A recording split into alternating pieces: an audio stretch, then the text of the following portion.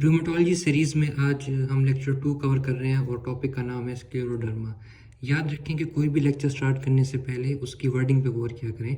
Scleroderma का मतलब क्या है? डर्मा मीन स्किन और स्क्लेरो मीन टाइटनिंग या थिकनिंग को हम लोग बोलते हैं। So scleroderma means tighten thicken skin.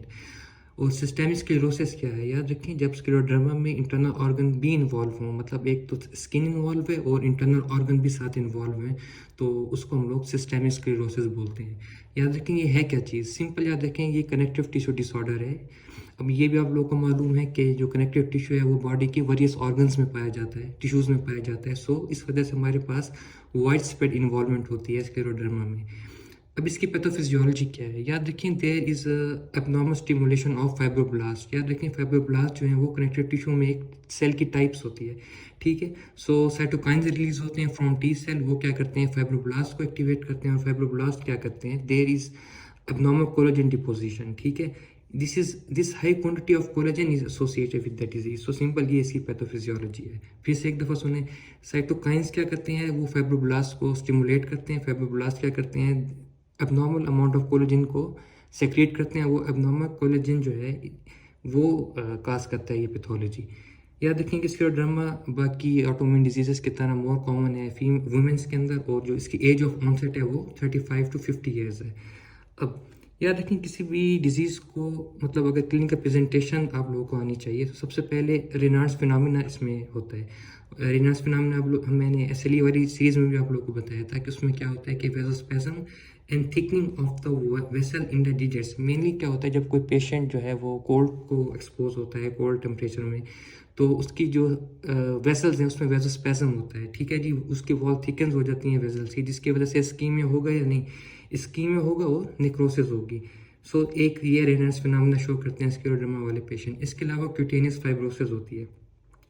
वो क्या होता है? सिंपल टाइटनिंग ऑफ स्किन और द फेस एंड एक्सट्रीमिटीज। याद है कि वंस अगेन स्किन इन्वॉल्व है यहाँ भी। इसके अलावा जीआई भी इन्वॉल्व होता है स्क्लेरोडर्मा में या सिस्टेमिक स्क्लेरोसिस में। उसमें क्या होगा? डिस्फेजिया देखा जाएगा, डिलेड गैस्ट्रिक एम्पटिंग होगी, कॉन्स्टिपेशन होगी, और भी बहुत सारे फीचर्स बुक में लिखे हुए हैं, वो आपको आने चाहिए। इसके अलावा पल्मोनरी इन्वॉल्वमेंट है, उसमें क्या होता है? फाइब्रोसिस होती है और पल्मोनरी हाइपरटेंशन होगी। कार्डिक इन्वॉल्वमेंट भी है, रीनल इन्वॉल्वमेंट भी है। ये सब चीज़ें आप लोगों को एक दफ़ा आनी चाहिए। अब याद रखें इसकी टाइप्स इंपॉर्टेंट हैं। याद रखें दो टाइप्स हैं इसकी, diffuse one and limited one.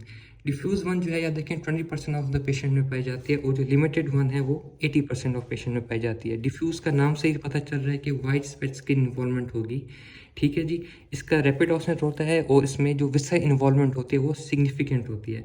Means it is some sort of worst type of scleroderma, और इसकी जो प्रोग्नोसिस है वो पुअर है। लिमिटेड फॉर्म जो होती है याद रखें 80% पेशेंट में पाई जाती है, और इसका जो ऑनसेट है वो डिलेड है as compare to diffuse one, और इसमें जो विसरल इन्वॉल्वमेंट भी होती है वो भी लेट होती है, ठीक है। इनकी दोनों की जो एंटीबॉडीज़ हैं याद रखें ये आप लोगों को फिंगर टिप्स पे आनी चाहिए। जो डिफ्यूज़ है उसमें जो एंटीबॉडीज़ होती हैं वो एंटी टोपोआइसोमरेज एंटीबॉडीज़ होती हैं, याद रखें इसमें से एमसीक्यूज़ आते हैं। और जो लिमिटेड फॉर्म है स्क्लेरोडर्मा की, उसमें जो एंटीबॉडीज़ होती हैं वो एंटी सेंट्रोमेयर एंटीबॉडीज़ होती हैं। इन दोनों के नाम आप लोगों को आने चाहिए, ठीक है। एक क्रेस्ट सिंड्रोम है, याद रखें वो लिमिटेड जो इसकी टाइप है उसका एक वर्जन है।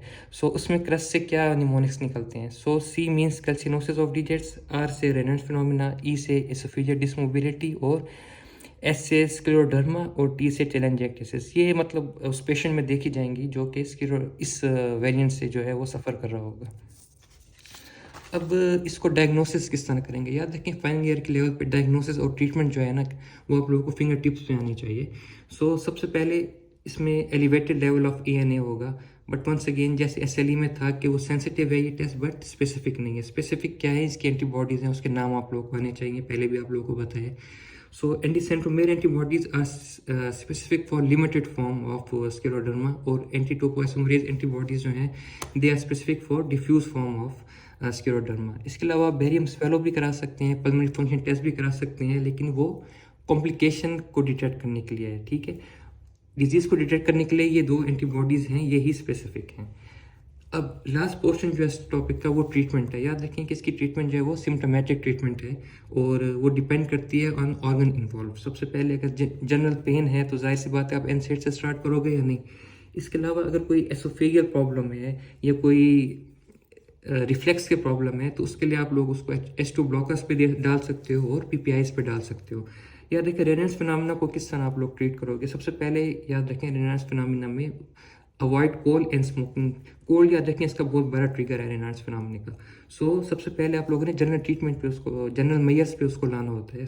अवॉइड कोल एंड स्मोकिंग, और उसके जो पेशेंट है उसके जो हैंड है उसको आप लोग वार्म रखोगे। अगर इन सब चीज़ों से वो ठीक नहीं हो रहा फिर आपने मेडिकल ट्रीटमेंट पे जाना है और कैल्शियम चैनल ब्लॉकर जो है वो ऐड करने हैं। कैल्शियम चैनल ब्लॉकर्स का मैकेनिज्म ऑफ एक्शन आप लोग को आना चाहिए। वो क्या करता है, वेजोडाइलेशन करता है। ठीक है, रेनाल्ड्स फिनोमेना मैंने आपको बताया था कि वेजो कंस्ट्रिक्शन होती है वेसल्स की। अगर कैल्शियम चैनल ब्लॉकर देंगे तो ऑटोमेटिकली वेजोडाइलेशन हो जाएगी। इसके अलावा आप लोग एस इनहिबिटर्स दे सकते हैं अगर रीनल इन्वॉल्वमेंट है। ठीक है, अगर हाइपरटेंशन हो गई है तो उसके लिए एस इनहिबिटर्स देंगे। और सबसे एंड पे याद रखिए आप लोगों ने इम्यूनोसप्रेसेंट पेशेंट को डालना होता है। ठीक है, अगर डिफ्यूज स्किन और ऑर्गन इन्वॉल्वमेंट है जब आप इम्यूनोसप्रेसेंट पे डालोगे और लास्ट में डालोगे। ठीक है, अगर कोई वाइवा में पूछे तो सबसे पहले इम्यूनोसप्रेसेंट का नाम कभी भी नहीं लेना। ठीक है, बहुत बुरा इंप्रेशन पड़ेगा। This is all about scleroderma. Basically final year के लेवल पे आप लोगों को 2-3 मेन चीज़ें इसकी आनी चाहिए। ठीक है, इसके क्लिनिकल फीचर्स आने चाहिए ताकि आप जो सिनेरियो आए उससे याद रखें पिक कर सको कोई स्क्लेरोडर्मा है। इसकी डेफिनेट डायग्नोसिस बनानी आनी चाहिए कि कौन कौन से आप लोग एंटीबॉडीज टेस्ट करोगे, और ट्रीटमेंट याद रखें जो सबसे इंपॉर्टेंट है जिसमें आपके मार्क्स काउंट होते हैं। ये 3-4 चीज़ें जो हैं इस टॉपिक में आपको आनी चाहिए।